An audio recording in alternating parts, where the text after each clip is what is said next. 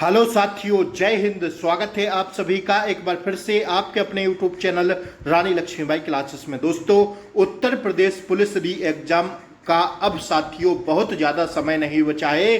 तो साथियों, आज हम लोग देखेंगे घटना चक्र का मॉडल पेपर नंबर 4। इससे पहले साथियों घटना चक्र के 3 मॉडल पेपर हमने आपको करा दिए हैं। अगर आप लोगों ने यह तीनों मॉडल पेपर नहीं देखे हों तो इसी क्लास के नीचे डिस्क्रिप्शन बॉक्स में आपको सारे मॉडल पेपर की लिंक मिल जाएगी। आइए साथियों, चौथे प्रैक्टिस सेट को हम लोग स्टार्ट करेंगे। महत्वपूर्ण प्रैक्टिस सेट है साथियों। आप सभी लोग अगर चैनल पर नए हो तो सब्सक्राइब करके बेल आइकन प्रेस दबा लें ताकि आगे आने वाली क्लासों का नोटिफिकेशन आपको सबसे पहले मिले। क्लास को लाइक कर दें और शेयर कर दें। आइए, पहला प्रश्न आपकी स्क्रीन पर है। हिंदी जी के सभी प्रश्न हम लोग इसमें देखेंगे, तो अंत तक आपको क्लास में बने रहना हो है और टारगेट करके जरूर बताना है कि आज आपका कितना सही हुआ। ठीक है, आइए। निम्नलिखित में से कौन सा शब्द तत्सम है? तत्सम शब्द साथियों वो होते हैं जो संस्कृत के शुद्ध शब्द से बने होते हैं साथियों। जैसे वर्षा, वर्षा कैसा है? वर्षा एकदम साथियों तत्सम है। अगर वर्षा शब्द के साथियों हम लोग तत्सम की तद्भव की बात करते हैं तो या तो होता है साथियों बरखा, क्या होता है? बरखा, या साथियों लिखा रहता है ऐसे वर्षा। ठीक है, तो साथियों अगर यह लिखे रहेंगे तो यह साथियों तद्भव में आएंगे, लेकिन वर्षा जो शब्द है साथियों यह तत्सम शब्द है। तो ऑप्शन बी हमारा क्या हो जाएगा? राइट आंसर हो जाएगा। भ्रमर शब्द का अब देखिए तद्भव रूप कौन सा होगा? भ्रमर, भ्रमर शब्द का तद्भव रूप होगा साथियों कौन सा? भौरा। क्या होगा भैया? भौरा। ऑप्शन डी हमारा क्या हो जाएगा? राइट आंसर हो जाएगा। भौरा कैसा शब्द है? तद्भव रूप है। और भ्रमर की बात करें तो साथियों यह तत्सम होगा। ठीक है, आइए अगला प्रश्न देखिएगा। अपभ्रंश में कितने स्वर मौजूद थे? अपभ्रंश में कितने स्वर मौजूद थे साथियों? तो 8 स्वर मौजूद थे। कितने थे भैया? ऑप्शन सी हमारा राइट आंसर हो जाएगा। ठीक है, अगला प्रश्न देखिएगा आपकी स्क्रीन पर है। हिंदी का प्रहरी इनमें से किसे कहा जाता है? तो हिंदी का प्रहरी कहा जाता है साथियों किसे? ऑप्शन बी हमारा राइट आंसर होगा पुरुषोत्तम दास टंडन को। ठीक है, अगला प्रश्न देखिएगा। पूर्व मध्यकाल को हिंदी साहित्य में इस नाम से भी जाना जाता था। किस नाम से जानते थे साथियों? ऑप्शन सी राइट आंसर हो जाएगा। भक्ति काल के नाम से जानते थे। कोप और रोष किस शब्द के समानार्थी शब्द हैं? कोप और रोष किसके हैं भैया? इसका राइट आंसर होगा ऑप्शन बी क्रोध के। ठीक है ना, देखते चलिएगा। आइए अगला प्रश्न देखिए। गोली की तरह रिवीजन कराएंगे क्योंकि बहुत कम समय बचा हुआ है। इनमें से कौन सा शब्द उत्थान का विपरीतार्थक है? देखिए, उत्थान मतलब किसी चीज की बढ़ोतरी होना, उसे हम क्या कहते हैं? उत्थान। लेकिन इसका विपरीतार्थक होगा पतन। किसी चीज का बिल्कुल पतन होता चला जा रहा है, वह चीज समाप्त होती चली जा रही है, तो उसको कहेंगे हम लोग पतन। तो उत्थान का विपरीतार्थक क्या होगा साथियों? पतन होगा। आइए 74वां प्रश्न देखिएगा। इनमें से कौन सा शब्द केवट शब्द का अर्थ नहीं है? तो केवट का साथियों माझी होता है, धीवर होता है और मल्लाह होता है, लेकिन निपुण नहीं होता। निपुण मतलब होता है चालाक। क्या होता है भैया? निपुण मतलब होता है चालाक। तो ऑप्शन ए हमारा राइट आंसर हो जाएगा। अगला प्रश्न आपके स्क्रीन पर है। जिसके पास, क्या कह रहा है भैया? जिसके पास कुछ भी ना हो के लिए एक शब्द क्या होगा? जिसके पास कुछ ना हो उसे कहेंगे ऑप्शन बी अकिंचन। क्या कहेंगे? अकिंचन। अगला प्रश्न देखिएगा। निम्न वाक्यों में से एक वाक्य व्याकरण की दृष्टि से शुद्ध पहचानिए। राम और सीता वन को गई, ये तो गलत हो जाएगा। राम और सीता वन को गए होना चाहिए था। ठीक है, तो ये तो गलत हो जाएगा। 76 का अब शुद्ध वाला पहचानना है हमें, तो देख लीजिएगा क्या होगा। युद्ध के कारण लोग बर्बाद हो गए, एकदम शुद्ध लिखा हुआ है। उसने धीमी स्वर में बताया, उसने धीमे स्वर में बताया, गलत हो जाएगा। उसने कुछ देर से उतर गई, वह कुछ देर से, ये भी गलत हो जाएगा। केवल शुद्ध लिखा हुआ है ऑप्शन बी वाला। तो ऑप्शन बी वर्तनी की दृष्टि से, व्याकरण की दृष्टि से एकदम शुद्ध शब्द है। ठीक है, आइए अगला प्रश्न देखिएगा। संगम शब्द में किस तरह की अशुद्धि है? देखिए, संगम, पहले तो संगम लिखा कैसे जाता? ऐसे लिखा जाता है। तो किस प्रकार की अशुद्धि है इसमें? इसमें साथियों चंद्र बिंदु नहीं होना चाहिए थी, ए वाली बिंदु होनी चाहिए थी। अनुनासिक संबंधी अशुद्धि है। कैसी? अनुनासिक संबंधी अशुद्धि है। 77 का राइट आंसर ऑप्शन ए हो जाएगा। ऐसे कौन से शब्द हैं जिनका प्रयोग स्त्रीलिंग और पुल्लिंग दोनों रूप में होता है? तो साथियों राष्ट्रपति और प्रधानमंत्री, साथियों इनका पुल्लिंग व स्त्रीलिंग दोनों लिंग में होता है। साथियों पुल्लिंग व स्त्रीलिंग दोनों रूपों में होता है, तो ऑप्शन सी इसका राइट आंसर हो जाएगा। आइए 79वां प्रश्न देखिए। आने वाला क्षण लाल नजर आता है, रेखांकित शब्द का वचन पहचानिए। क्षण कैसा वचन है साथियों? तो 79 का राइट आंसर होगा ऑप्शन डी, एक वचन है। मैं लड़के को वेद पढ़ाता हूं, इस वाक्य में कितने कर्म हैं? लड़के और वेद 2 कर्म है, तो साथियों ऑप्शन सी हो जाएगा हमारा राइट आंसर। ठीक है ना, 80 का ऑप्शन सी होगा। आइए 81वां प्रश्न देखिएगा दोस्तों। व्याकरण, एक सेकंड रुकिएगा। आइए, व्याकरण की दृष्टि से प्रेम शब्द क्या है? व्याकरण की दृष्टि से प्रेम शब्द क्या है साथियों? तो इसका राइट आंसर होगा अव्यय। क्या है? अव्यय। मौसम आज कुछ सुहावना सा है, वाक्य में सुहावना शब्द किसका परिचायक है? साथियों मौसम आज कुछ सुहावना सा है, वाक्य में सुहावना शब्द किसका परिचायक है? तो 82 का राइट आंसर जाएंगे किस पर दोस्तों? हम लोग 82 का राइट आंसर लगाएंगे, ऑप्शन सी विशेषण है। ठीक है, आइए अगला प्रश्न देखिएगा। अब पढ़कर क्या होगा, इस वाक्य में कौन सी क्रिया है? अब पढ़कर क्या होगा साथियों? तो 83 का राइट आंसर होगा ऑप्शन ए, पूर्वकालिक क्रिया है। गायक गीत गा रहा है, यह किस काल का उदाहरण है? साथियों यह है किस काल का उदाहरण? ऑप्शन सी, तात्कालिक वर्तमान। गायक गीत गा रहा है, वर्तमान में गीत गा रहा है, तो तात्कालिक वर्तमान का उदाहरण है। अगला प्रश्न देखिएगा। रोगी चल नहीं सकता का भाववाच्य में रूपांतरण क्या होगा? 85 का राइट आंसर होगा दोस्तों क्या? ऑप्शन ए, रोगी से चला नहीं जाता। क्या होगा भैया? रोगी से चला नहीं जाता। संयोग शब्द में उपसर्ग एवं मूल शब्द कौन से हैं? संयोग में सम प्लस योग होगा, तो साथियों उपसर्ग एवं मूल शब्द क्या होगा? देखिए उपसर्ग तो इसमें सम लगा है और मूल शब्द लगा है योग। 86 का जहां तक हम लोग जाएंगे ऑप्शन डी होगा राइट आंसर, बिल्कुल ठीक है। आइए, इनमें से नयन शब्द में प्रयुक्त कृत प्रत्यय कौन सा है? कृत प्रत्यय किसमें लगा है? नयन शब्द में प्रयुक्त कृत प्रत्यय कौन सा है बताइए? नयन, अन होगा इसमें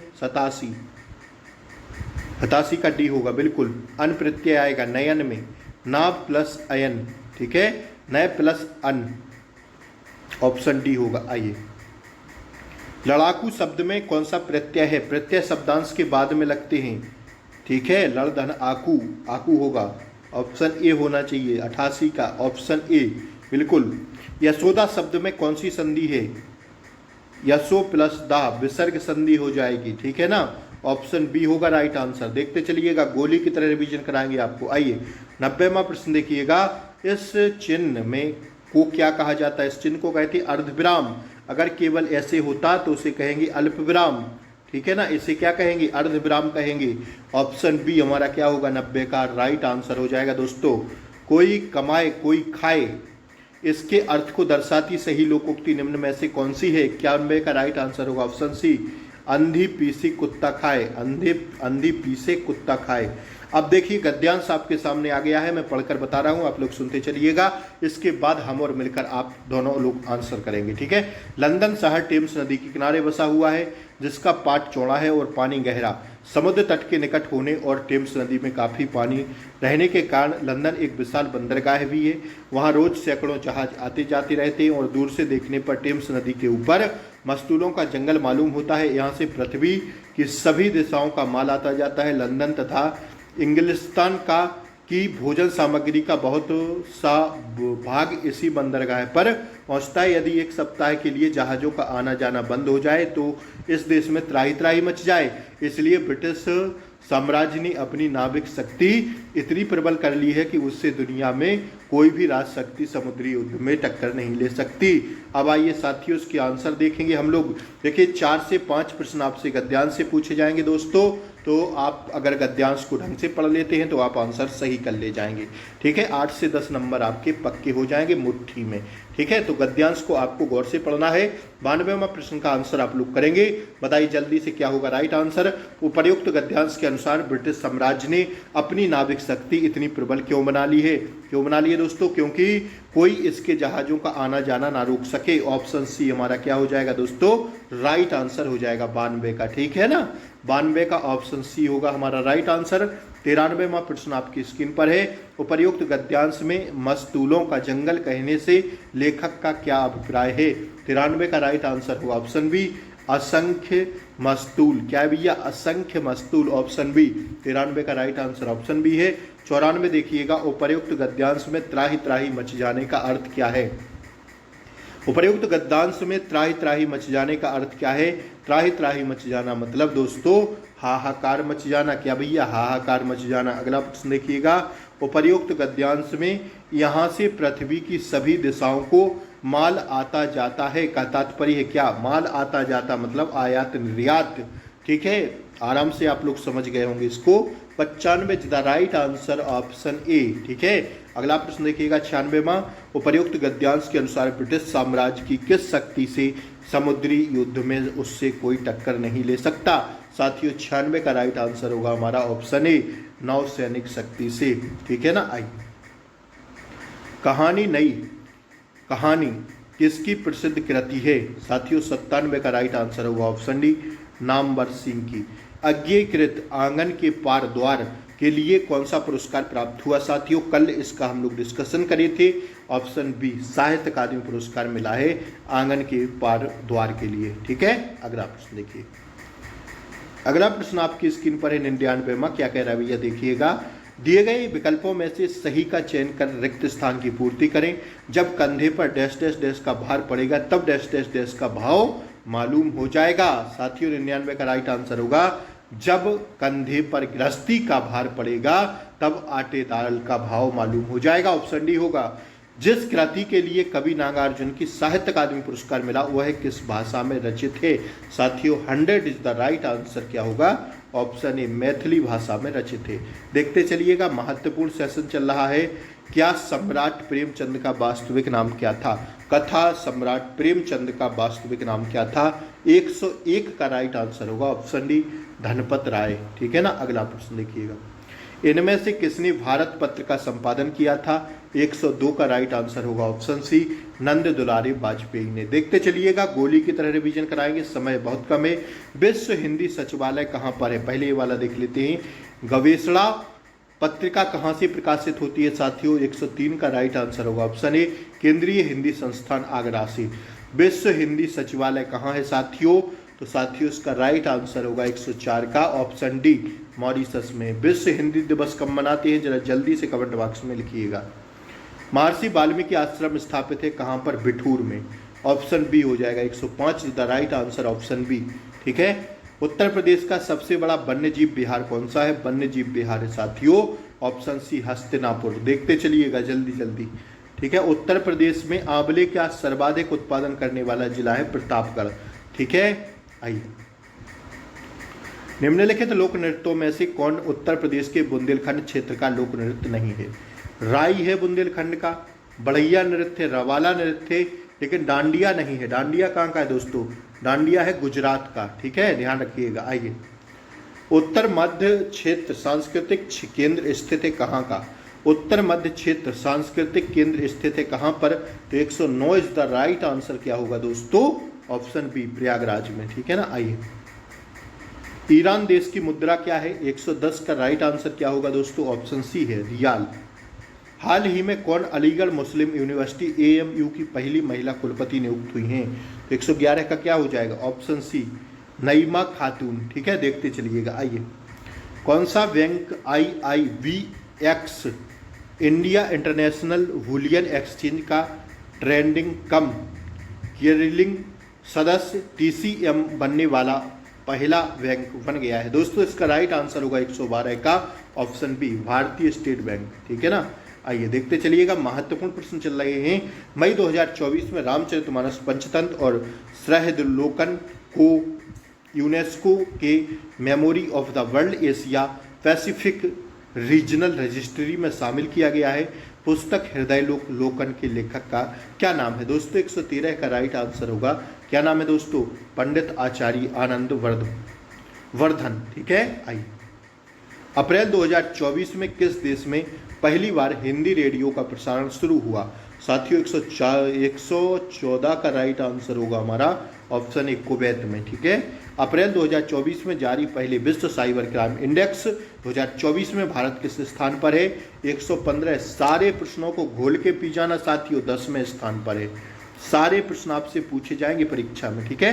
13 अप्रैल 2024 को ऑपरेशन मेघदूत ने अपना कौन सा वर्ष पूरा किया है साथियों?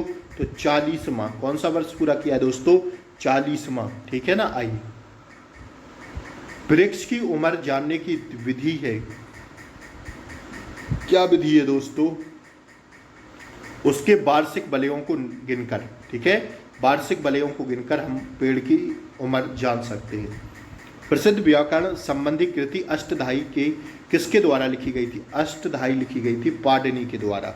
महत्वपूर्ण प्रश्न था। आइए, भारतीय स्वाधीनता आंदोलन का सरकारी इतिहासकार था कौन? 119 का राइट आंसर होगा SN सेन, ठीक है। अगला प्रश्न देखिए, भारत सरकार अधिनियम 1919 के प्रावधानों के बारे में निम्नलिखित में से कौन सा कथन सही है? तो 120 का राइट आंसर होगा ऑप्शन बी। भारत में पहली बार द्विसदनीय विधानमंडल की शुरुआत हुई थी, ठीक है। आइए, आयकर एक है कैसा प्रत्यक्ष कर है? आयकर एक प्रत्यक्ष कर है, ध्यान रखिएगा। 121 का ऑप्शन बी होगा। जनवरी 1970 में शुरू किए गए ऑपरेशन फ्लड से कौन सी क्रांति संबंधित थी? 122 का होगा ऑप्शन सी, श्वेत क्रांति संबंधित थी। देखते चलिएगा, ठीक है। MS स्वामीनाथन को डैश डैश डैश के जनक के रूप में जाना जाता है। MS स्वामीनाथन को किसके? भारत में श्वेत क्रांति, या हाँ यही होना चाहिए 123 का। 123 का डी होगा, भारत में हरित क्रांति के लिए, ठीक है। MS स्वामीनाथन को हरित क्रांति के लिए जाना जाता है, सॉरी, ऑप्शन डी होगा राइट आंसर, ठीक है ना। आइए, निम्नलिखित में से किस मंत्रालय ने निर्यात योजना के लिए व्यापार अवसंरचना का शुभारंभ किया? 124 का राइट आंसर होगा ऑप्शन ए, वाणिज्य एवं उद्योग मंत्रालय द्वारा। अगला प्रश्न देखिएगा, भारत में बाल लिंगानुपात को डैश डैश डैश आयु वर्ग में प्रति 1000 पुरुषों पर महिलाओं की संख्या के रूप में परिभाषित किया गया है। 125 का राइट आंसर होगा ऑप्शन डी, 0 से 6 वर्ष के लिए। किस रेखा से पता चलता है कि ऑक्साई चिन्ह भारत का हिस्सा है? 126 बताइए। जॉनसन सीमा रेखा से, ठीक है ना। आइए, कोरिंगा गरान वन कहाँ है? कोरिंगा गरान वन कहाँ है? 127 का क्या होगा? ऑप्शन ए, आंध्र प्रदेश में। कहाँ पर है भैया? आंध्र प्रदेश में। ओजोन की सबसे अधिक मात्रा डैश डैश डैश में मौजूद होती है, किसमें? ऑप्शन ए, समताप मंडल में, ठीक है ना। आइए, 129वां प्रश्न देखिएगा, निम्नलिखित में से कौन सा संगठन राष्ट्रीय स्वास्थ्य प्रोफाइल रिपोर्ट तैयार करता है? तो 129 का राइट आंसर होगा ऑप्शन बी, केंद्रीय स्वास्थ्य सूचना ब्यूरो। संयुक्त प्रांत का नाम उत्तर प्रदेश में बदलने के बाद इसके प्रथम राज्यपाल कौन थे? तो सर होर्मासजी फिरोज शाह मोदी थे, ठीक है। ऑप्शन ए होगा। संयुक्त प्रांत का नाम जब बदला था, उत्तर प्रदेश हुआ था, तो इसके पहले राज्यपाल पूछे जा रहे हैं, तो सर होर्मासजी फिरोज शाह मोदी जी थे, ठीक है। ऑप्शन ए हमारा राइट आंसर हो जाएगा। 131वां प्रश्न देखिए। आइए, निम्नलिखित में से किसका उपयोग दूसरी पीढ़ी जनरेशन के कंप्यूटर के मुख्य इलेक्ट्रॉनिक घटक के रूप में किया गया था? किया गया था ट्रांजिस्टर का। किसका? ऑप्शन ए, 131 का ऑप्शन ए होगा राइट आंसर। अगला प्रश्न देखिए, VVM प्लेटफॉर्म का सही विस्तार रूप है ब्लैकबेरी मैसेंजर। क्या भी है? Blackberry messenger. 132 का क्या हो जाएगा? ऑप्शन डी हो जाएगा। आइए बढ़िए अगले प्रश्न की ओर। एकजुटता और स्थिरता समझौते पर निम्नलिखित में से किस संगठन द्वारा हस्ताक्षर किए गए थे? 133 का राइट आंसर होगा ऑप्शन ए, खाड़ी सहयोग परिषद के द्वारा। अगला प्रश्न देखिएगा, हिंदी दिवस कब मनाते हैं? तो हिंदी दिवस 14 सितंबर को मनाते हैं, ठीक है। हिंदी दिवस सी हो जाएगा। जिला स्तर पर पदेन जिला पंजीकृत डैश डैश डैश होता है कौन? जिला कलेक्ट्रेट। ऑप्शन बी होगा 135 का। आइए इसमें पहले ऑप्शन डी छापिए, एक ऑप्शन जिला कलेक्ट्रेट, जिला कलेक्ट्रेट,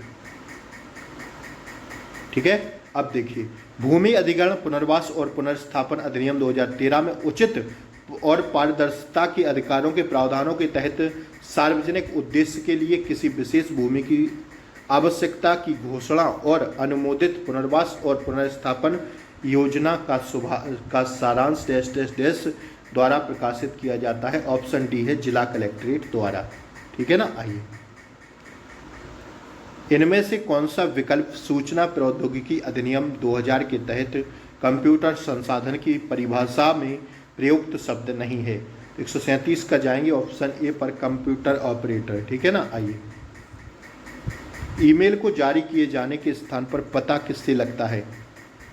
138 ऑप्शन ए नेटवर्क संविदाता द्वारा किया गया आईपीसी एड्रेस के द्वारा पता लगता है। ठीक है।